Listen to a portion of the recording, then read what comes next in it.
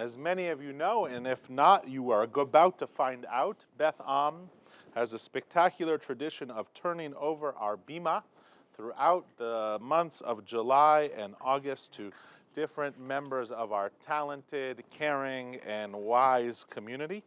And so we'll be hearing through the months of July and August from different congregant speakers.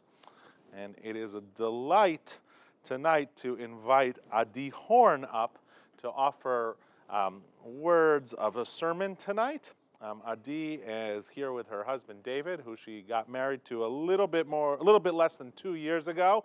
I should know, I was there, and she's here with her sister and her sister's new fiance, Mazel Tov, and their cousin Margot, who I think is like smiling ear to ear. And Adi is also, we will say, through the power of the internet, people from Los Angeles and the DMV are streaming, so we'll say hi to all of Adi and David's family. So it is a delight to welcome Adi up to our pulpit this evening.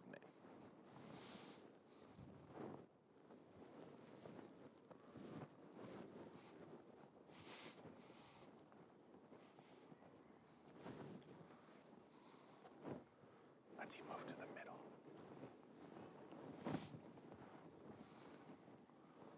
Jews in the diaspora have always struggled with identity. Am I a Jewish American or an American Jew?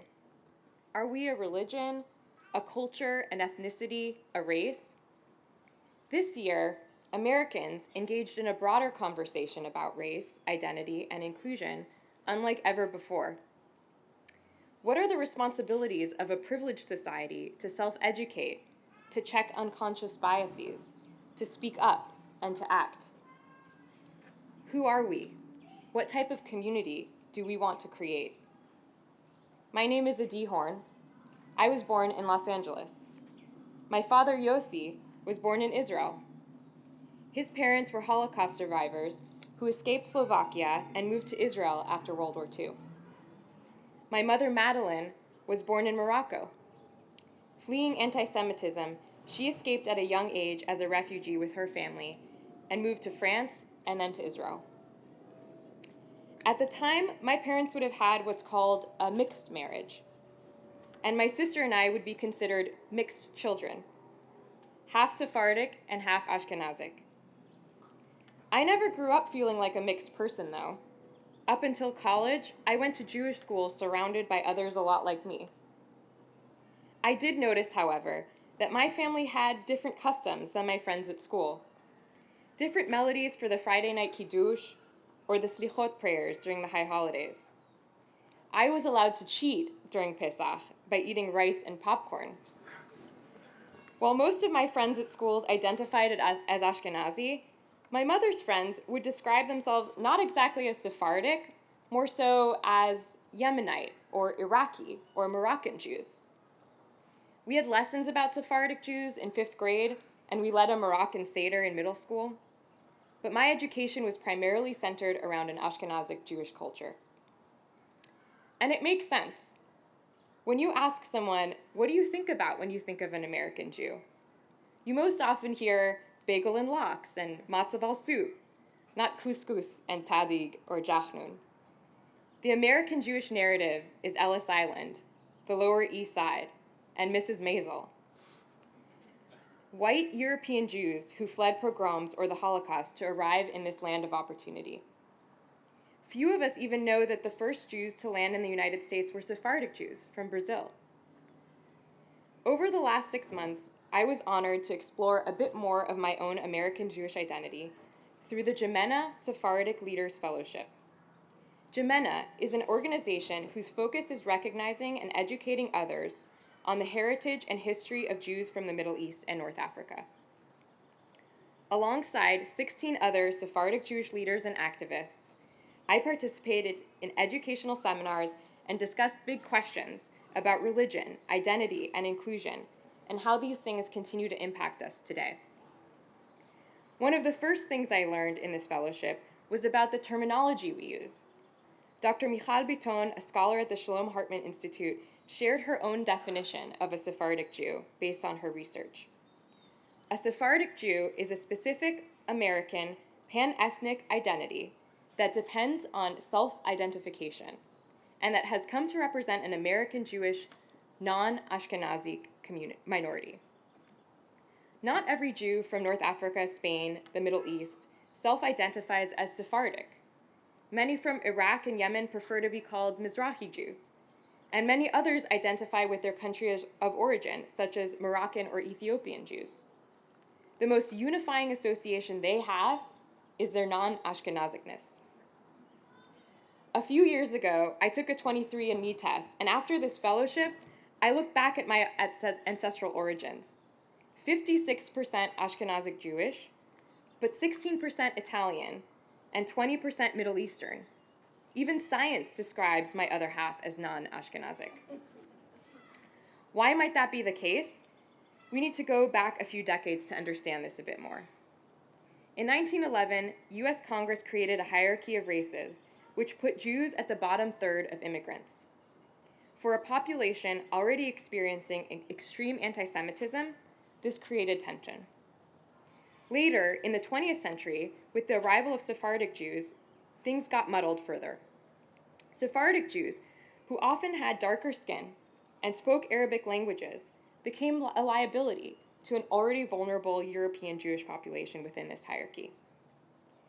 Anxious about their own status, existing European Jews underlined their European origins, cultures, and practices into American Jewish society, initiating the emergence of the other within.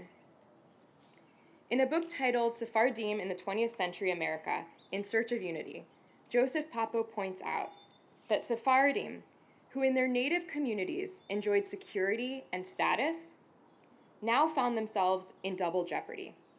Strangers in the vast, complex world which was America, and strangers to their fellow Jews, the Ashkenazim. Through these challenging times for the Jewish people, the questions remained: who are we? What kind of community do we want to create? I remember growing up hearing stories from my grandfather, Eli Soudri, in Israel. He proudly described the beautiful life they lived in Morocco before they had to escape. You should have seen our house, so elegantly decorated, such beautiful furniture.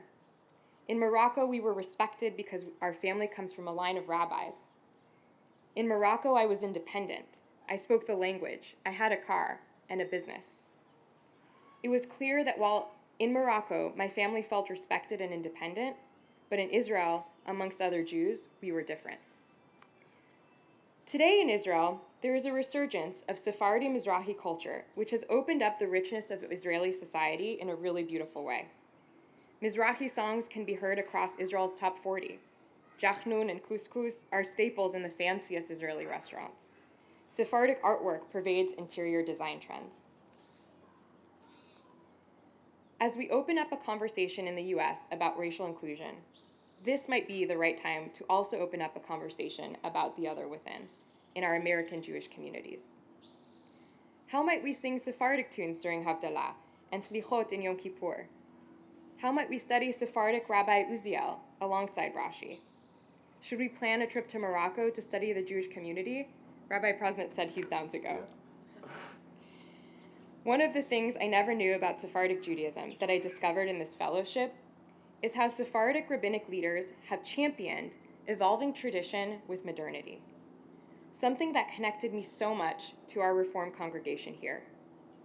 Sephardic Judaism actually doesn't have this idea of Orthodox, conservative, and Reform, because in principle, it believes Judaism needs to evolve with the times. This Sephardic spirit of openness and flexibility feels so connected to our values in Reform Judaism.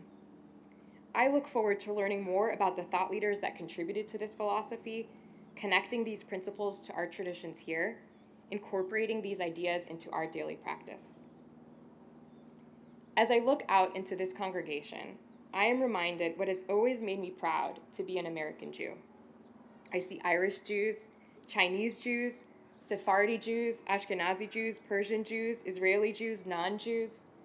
The many colors, origins, practices, and cultures that make up the meaning of this idea to be a Jew. I see a community that champions the values of Tikkun Olam and social justice. A community that stands on the shoulders of Reform ancestors, but also Moroccan rabbis and Tunisian customs and Jews by choice. In the book of Isaiah, God said we shall be a light unto the nations. I believe that by educating ourselves and finding ways to incorporate Sephardic and other minority culture traditions into our daily practice, we can turn the other within into something that truly enriches us, and in turn, make us better allies and American citizens. Thank you. Shabbat Shalom. Shabbat Shalom.